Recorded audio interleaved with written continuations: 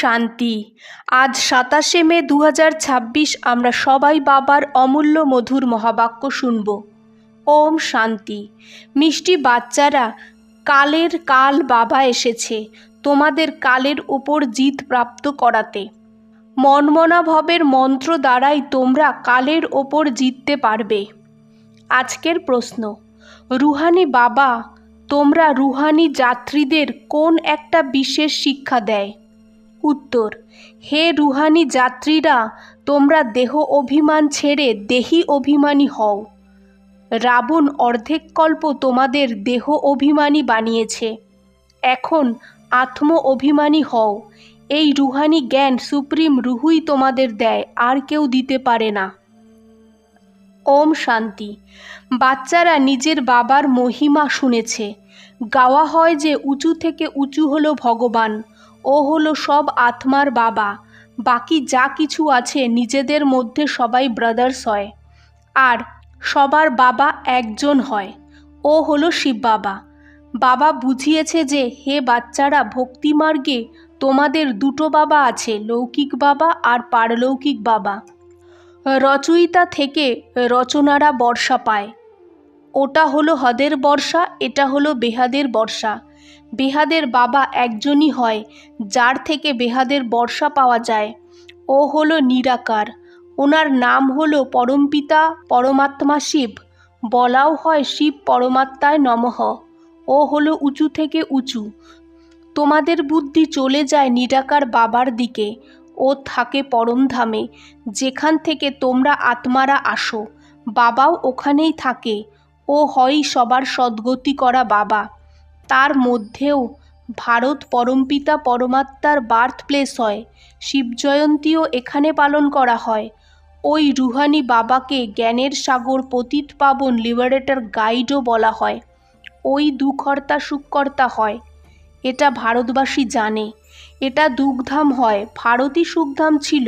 বাবা বাচ্চাদের বসে বোঝায়, হে ভারতবাসী, তোমরা বিশ্বের মালিক ছিলে যখন তোমাদের আদি সনাতন দেবী দেবতা ধর্ম ছিল। দেবী দেবতা ধর্ম শ্রেষ্ঠ, কর্মশ্রেষ্ঠ ছিল। এখন ধর্মভ্রষ্ট, কর্মভ্রষ্ট হয়ে গেছে, নিজেদেরকে পাবন দেবতা বলতে পারে না। কলিযুগ শেষ পর্যন্ত ভক্তিমার্গ চলতে থাকে, এতে জ্ঞান হয় না। জ্ঞান থেকে হয় সদ্গতি। সবার সদ্গতিদাতা বাবা যতক্ষণ আসবে না ততক্ষণ সদ্গতি হতে পারে না। বাবা বলে, আমি কল্পের সঙ্গম যুগে আসি। এই সময় হয় পতিত দুনিয়া, পাবন একজনও হয় না। যদিও সন্ন্যাসী পবিত্র থাকে, কিন্তু তাকে পুনর্জন্ম তো এখানেই নিতে হবে। বিষ থেকে জন্ম নিতে হবে, ফিরে যেতে পারবে না। যখন চক্র পুরো হবে তখনই বাবা এসে নিয়ে যায়। একে বলা হয় রুহানি জ্ঞান। সুপ্রিম রুহু রুহানি জ্ঞান দেয়। সুপ্রিম রুহুই জ্ঞানের সাগর, পতিত পাবন হয়। বাকি শাস্ত্রের জ্ঞান তো হয় ভক্তিমার্গে। বাবা বলে, যজ্ঞ তপ তীর্থ ইত্যাদি করে আরও নিচে পড়ে গেছে। তোমরা প্রথমে শতপ্রধান ছিলে, ভারতে পিওরিটি ছিল তো পিস প্রসপারিটিও ছিল, হেলথ ওয়েলথ দুটোই ছিল। আজ থেকে ৫,০০০ বছর আগের কথা। এই ভারত স্বর্গ ছিল।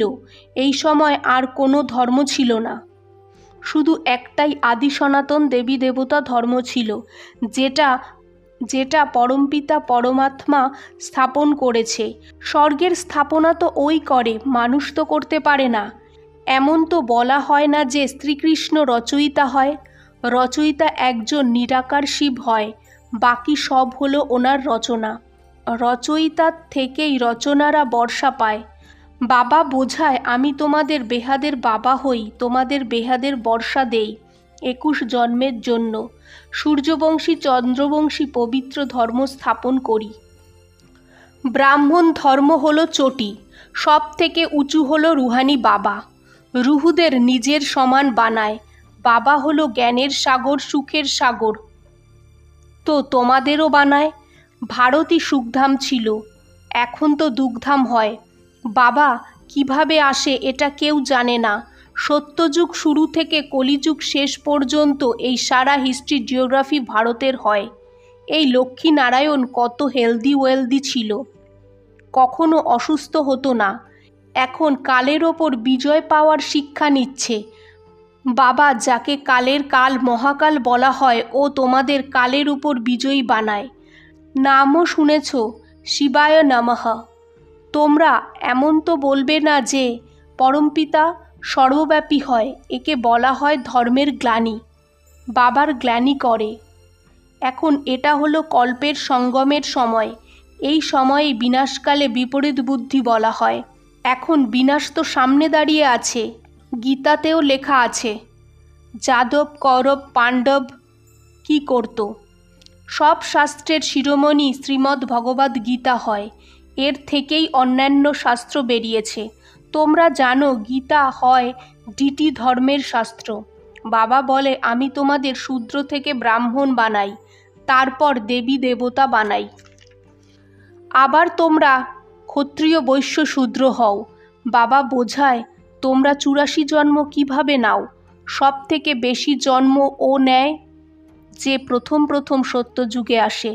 ম্যাক্সিমাম 84 জন্ম নিয়েছ তোমরা ভারতবাসীরা, আর মিনিমাম 1 জন্ম নিয়েছ।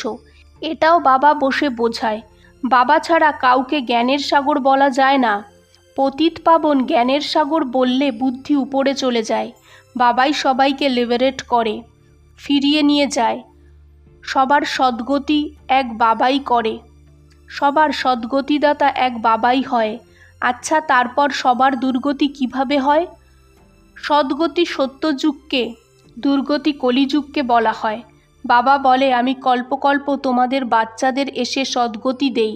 তোমরা বাচ্চারা সারা ওয়ার্ল্ডের হিস্ট্রি জিওগ্রাফি জানো। স্কুলে তো অর্ধেক হিস্ট্রি জিওগ্রাফি শেখায়। সত্যযুগ ত্রেতাতে কে রাজ্য করত কেউ জানে না। চিত্র তো আছে, এই লক্ষ্মীনারায়ণ রাজ্য করত। কত সময় এই রাজধানী চলেছিল তোমরা বলতে পারো? খ্রিস্টিয়ান ডিনাস্টি 2000 বছর চলেছে, বৌদ্ধ ডিনাস্টি এত সময় চলেছে, ইসলামী এত। এর আগে চন্দ্রবংশী ছিল যেটা 1250 বছর চলেছে। সত্যযুগ ত্রেতায় সূর্যবংশী চন্দ্রবংশীরা ছিল, আর কোনো ধর্ম ছিল না। তোমরাই সূর্যবংশী চন্দ্রবংশী হও, আবার এখন হয়েছ ব্রাহ্মণ বংশী। এই সারা নাটক ভারতেই হয়েছে। ভারতই হেল আর হেভেন হয়। অন্য ধর্মের জন্য এমন বলবো না, ওরা তো হেভেনে হয়ই না। কেউ মরে তো বলে স্বর্গবাসী হয়েছে, কিন্তু বোঝে না নরকবাসীদের তো নরকেই জন্ম নিতে হবে, স্বর্গবাসী স্বর্গেই পুনর্জন্ম নেবে। তোমরা বাচ্চারা বোঝো যে লক্ষ্মীনারায়ণ স্বর্গবাসী ছিল। ওরা এই রাজধানী কিভাবে পেয়েছে? 1,00,000 বছরের কথা তো মনে থাকবে না। সত্যযুগেই শাস্ত্র হয় না, এগুলো সব ভক্তির সামগ্রী। সিঁড়ি নিচে নামবেই। শতপ্রধান থেকে শতরজতমতে এই সিঁড়ি নামতে 5000 বছর লাগে। সত্যযুগে 16 কলা সম্পূর্ণ, তারপর ত্রেতায় 2 কলা কম হয়। আত্মায় রূপোর খাদ পড়েছে। কপারে যে এসেছে তো কপারের আলয় পড়েছে। এই সময় তোমরা একদমই তমপ্রধান হয়ে গেছো। আত্মায় খাদ পড়েছে। তোমরাই পুরো 84 জন্ম নাও। বাবা বোঝায় তোমাদের এখন আত্ম অভিমানী হতে হবে। রাবণের প্রবেশতা হওয়ার কারণে সবাই দেহ অভিমানী হয়ে যায়। এখন নিজেকে আত্মা ভাবো।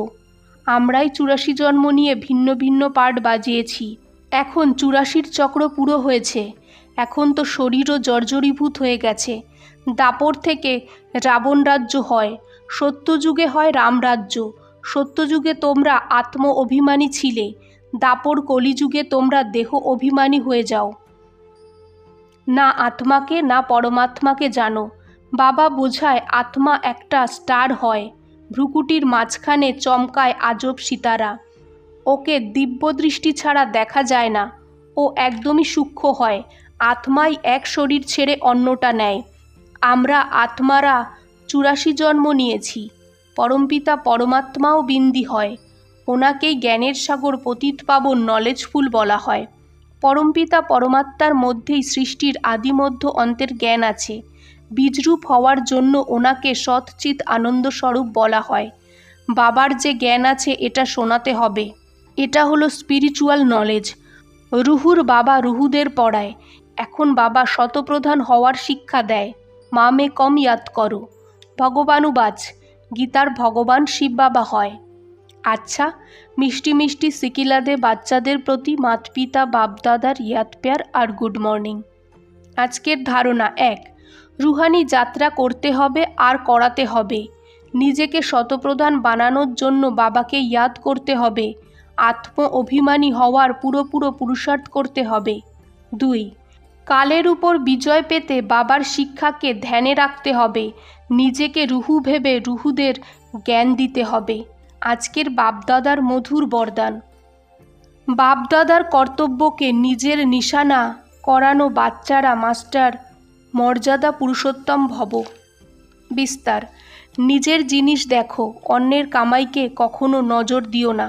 অন্যের দিকে না দেখে বাপদাদার গুণ আর কর্তব্যকে দেখো। বাপদাদার সাথে অধর্ম বিনাশ আর শতধর্মের স্থাপনার কর্তব্যে সাহায্য করো। অধর্ম বিনাশ করারা অধর্মের কাজ বা দৈবী মর্যাদাকে ভাঙার কাজ করতে পারে না।